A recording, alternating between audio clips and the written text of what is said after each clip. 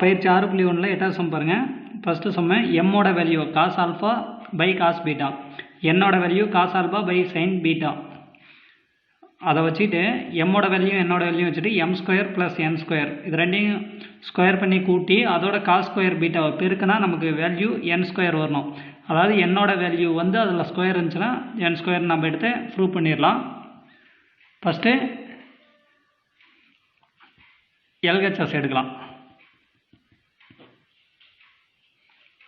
எல்ஹெச்எஸ்னா M square plus N square into cos square beta. ஓகேவா? இதில் எம்மோட வேல்யூ என்ன? Cos alpha by cos beta.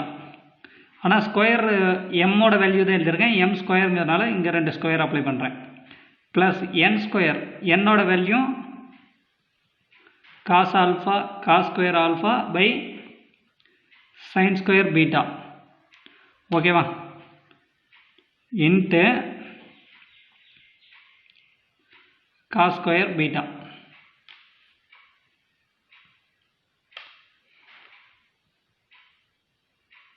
இது என்ன பண்ணலாம்னா குறுக்கு பெருக்கல் ஃபஸ்ட்டு பண்ணலாம்.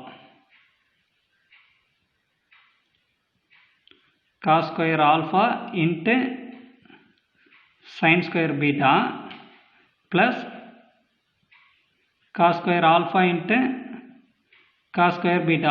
இது ரெண்டையும் பெருக்கிட்டேன். அடுத்து இது ரெண்டையும் பெருக்கிட்டேன் by cos square beta into sine square beta.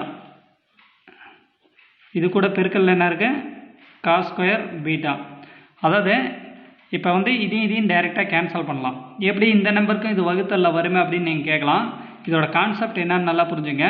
இந்த ப்ராக்கெட்டில் இருக்கிறது எல்லாம் சேர்ந்தது ஒரு நம்பர், இதெல்லாம் சேர்ந்தது ஒரு நம்பரா? இதோட இது பெருக்கல்ல இருக்குது.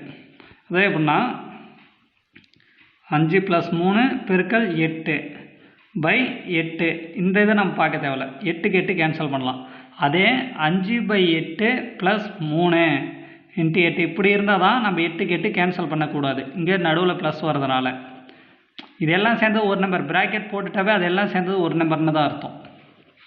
ஓகேவா? காஸ் ஸ்கொயர் பீட்டாவுக்கு காஸ் ஸ்கொயர் பீட்டா கேன்சல் பண்ணிட்டேன். மீதி என்ன இருக்கு? Cos square alpha into sine square beta plus cos square alpha into cos square beta by sine square பீட்டாவா? இப்போ இது என்ன பண்ணலாம்னா இதை பிரித்து எழுதலாம். காஸ் ஸ்கொயர் ஆல்ஃபாவுக்கு sine square beta by sine square பீட்டாவா? அடுத்து plus cos square alpha into cos square beta by sine square beta. இந்த சைன் ஸ்கொயர் பீட்டா இதுக்கும் இருக்குது இதுக்கும் இருக்குது. இப்போ வந்து ரெண்டும் தனித்தனியாக பார்க்கலாம். ஓகேவா? இதுக்கு இது கேன்சல். அப்போ மீதி இருக்கிறது காஸ் ஸ்கொயர் ஆல்ஃபா ப்ளஸ் இந்த இது என்ன பண்ணலாம்னா cos square alpha cos square பீட்டாவை நான் 1 - சைன் ஸ்கொயர் பீட்டான்னு எழுதுறேன். 1 - சைன் ஸ்கொயர் பீட்டா. ஏன்னா காஸ் ஸ்கொயர் தீட்டாவோட வேல்யூ 1 - சைன் ஸ்கொயர் தீட்டான்னு ஃபார்முலாவில் படிச்சிருப்போம். காஸ் ஸ்கொயர் தீட்டாவுக்கு பதிலாக பீட்டா போடுங்க. Equal to 1 - sine square beta.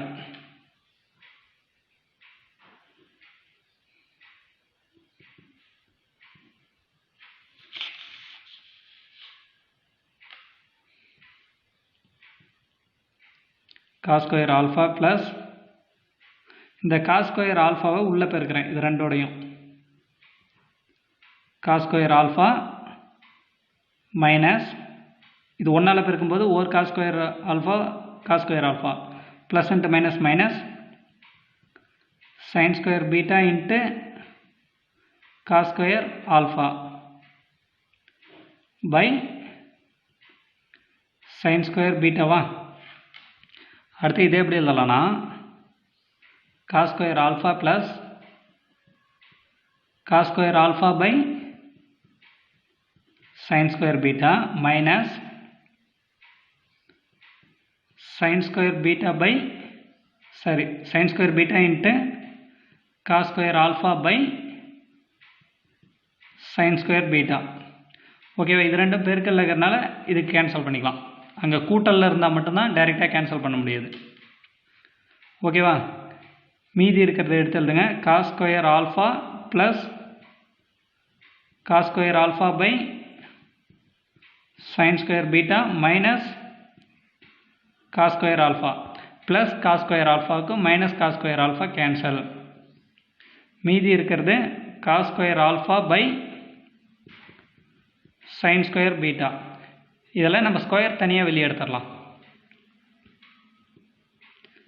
cos alpha by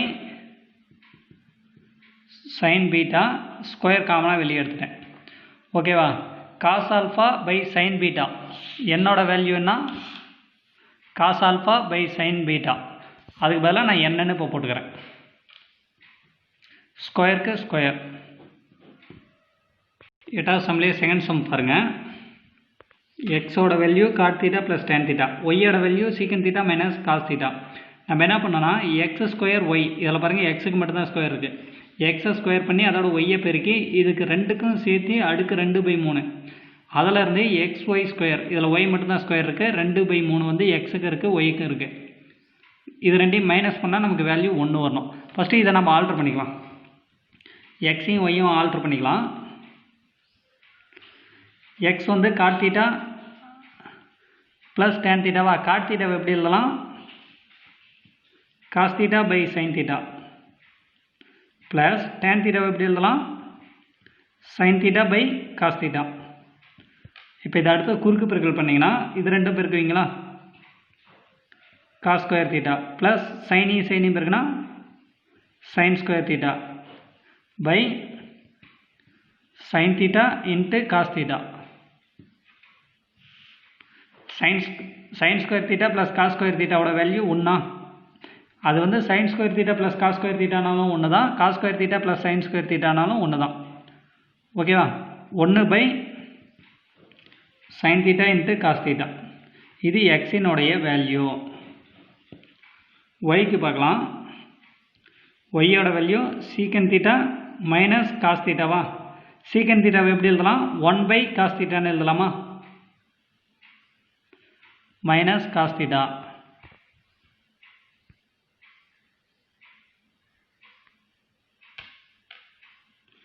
இது ரெண்டையும் குறுக்கு பெருக்கல் பண்ணுங்கள். 1 மைனஸ் காஸ் தீட்டாவையும் இருக்குன்னா cos square theta by cos theta.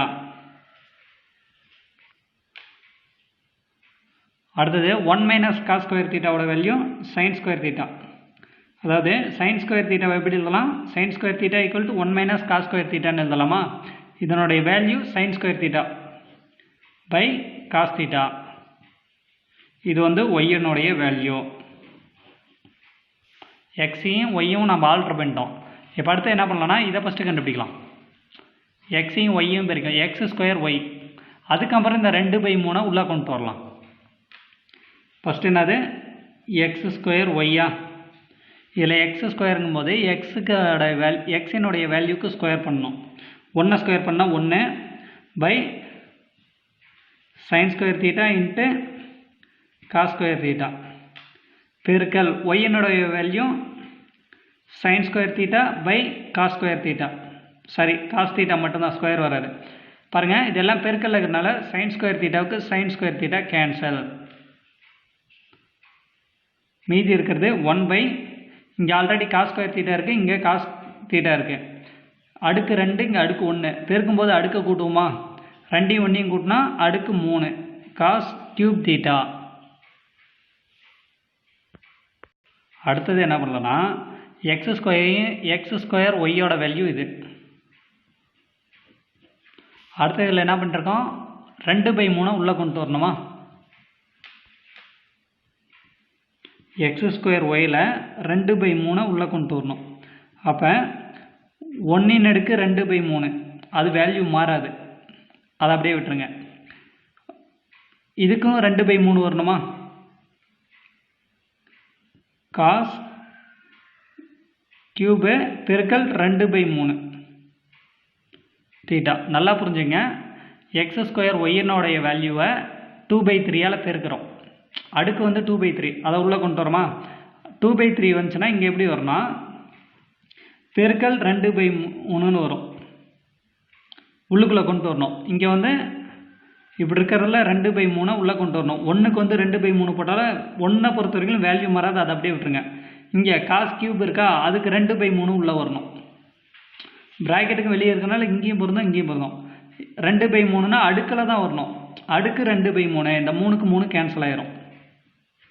அப்போ மீதி இருக்கிறது 1 cos ஸ்கொயர் தீட்டா. 3க்கு 3 தான் கேன்சல் ஆனிச்சு, ஸ்கொயர் இருக்குது. ஓகேவா? இது எதனுடைய வேல்யூ? எக்ஸ் ஸ்கொயர் ஒய் அடுக்கு 2/3 வேல்யூ.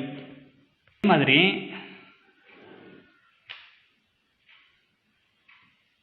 எக்ஸ் ஒய் ஸ்கொயர், இதை ஃபஸ்ட்டு கண்டுபிடிச்சிடலாம். எக்ஸ் ஒய் ஸ்கொயர், ஒய்க்கு மட்டும்தான் இல்லை ஸ்கொயரு. அதுக்கப்புறம் 2/3 உள்ளே கொண்டு வரலாம். எக்ஸோட value 1 sin theta into cos theta பெருக்கல் ஒய்யோட வேல்யூ ஸ்கொயரில் எழுதணுமா? ஏற்கனவே பாருங்கள் ஒய்யோட வேல்யூ சைன் ஸ்கொயர் தீட்டா இருக்குது. அப்போ அதை ஸ்கொயர் பண்ணும்போது அடுக்கு இன்னும் 2 4 ஆயிடுச்சு. sin power 4 theta by cos square theta. அதாவது ஒய்யினுடைய வேல்யூக்கு ஸ்கொயர் பண்ணணும். இது ஸ்கொயர் பண்ணிட்டேன். இது ஆல்ரெடி ஸ்கொயர் இருக்கிறதுனால இன்னும் அடுக்கு 2 சேர்த்தும் போது 4 மாறுது. பாருங்கள், இது வந்து சைன் தீட்டா 4 தடவை இருக்குது. இங்கே வகுத்தல சைன் தீட்டா 1 தடவை தான் இருக்குது. ஒரு சைன் தீட்டா கேன்சல் ஆயிடுச்சு. இங்கே 4ல் 1 கேன்சல் ஆயிடுச்சுன்னா 3 இருக்கும். அப்போ வேல்யூனா 1ஆல் பெருக்கும்போது வேல்யூ மாறாது. Sine cube theta by cos தீட்டாவையும் காஸ் ஸ்கொயர் தீட்டாவையும் பெருக்கும்போது இங்கே அடுக்கு 2, இங்கே அடுக்கு 1 இருக்குது. 1 2 கூட்டிக்கலாமா? காஸ் அடுக்கு 3 தீட்டா. இப்போ வந்து இது வந்து எக்ஸ் ஒய் ஸ்கொயரோட வேல்யூ. இதனோட நான் என்ன பண்ணேன்னா இது வந்து எக்ஸ் ஒய் ஸ்கொயரோட வேல்யூ. பாருங்கள், ஒய்க்கு மட்டும்தான் ஸ்கொயரு. ஓகேவா? இந்த எழுதுறேன். எக்ஸு ஒய் ஸ்கொயர், இதுக்கு மேலே 2/3 உள்ளே கொண்டு வரணுமா? இதா அடுக்கு 2/3. அப்போ இது எக்ஸ் ஒய் ஸ்கொயரோட வேல்யூ. இது இந்த அடுக்கு 2/3 இந்த சைடும் கொண்டு வந்துடலாம். நீங்கள் இதை வந்து அடுத்த ஸ்டெப்பில் கூட எழுதிங்க. நான் வந்து உங்களுக்கு புரியணுன்ட்டு ஒரே ஸ்டெப்பில் போடுறேன்.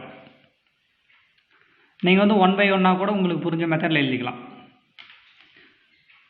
இப்போ இந்த சைடு 2/3 உள்ள கொண்டு வந்தால் சைன் கியூப் பெருக்கல் 2/3 தீட்டா பை காஸ் கியூப் பெருக்கல் 2/3 தீட்டா. ஓகேவா? அதான் அடுக்கு இங்கே ஆல்ரெடி 3 இருக்குது, இதுலேயும் 3 இருக்குது. ஆனால் அடுக்கு 2/3 உள்ளே கொண்டு வரணும். ஓகேவா? 3க்கு 3 கேன்சல், 3க்கு 3 கேன்சல். அதாவது வெவ்வேறு நம்பரை பெருக்கும்போது தான் அடுக்கை வந்து கூட்டணும். இது வந்து ப்ராக்கெட்டில் இருக்கும்போது அடுக்கை வந்து பெருக்கணும். நல்லா புரிஞ்சுங்க. ஓகேவா? இதில் இருக்கிறது என்ன? சைன் ஸ்கொயர் தீட்டா பை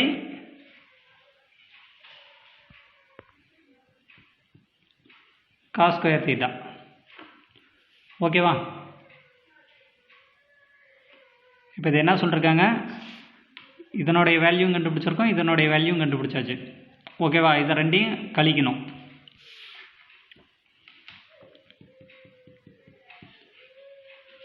ஓகேவா? இது ரெண்டையும் இப்போ கழிக்கணும்.